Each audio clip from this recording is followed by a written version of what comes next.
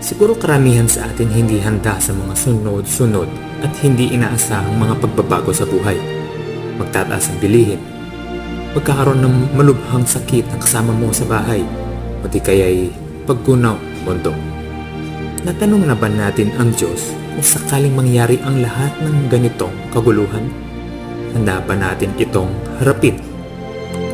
I-reflect natin.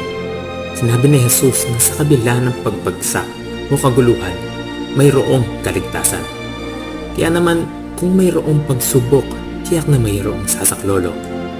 Ang sabi nga ng isang tao, ang mga pagsubok ay paghahanda sa isang ordinaryong tao para sa isang pambihirang kapalaran. Kaya tayo'y tumindig, itaas ang ating mga ulo at harapin ang mga hamon.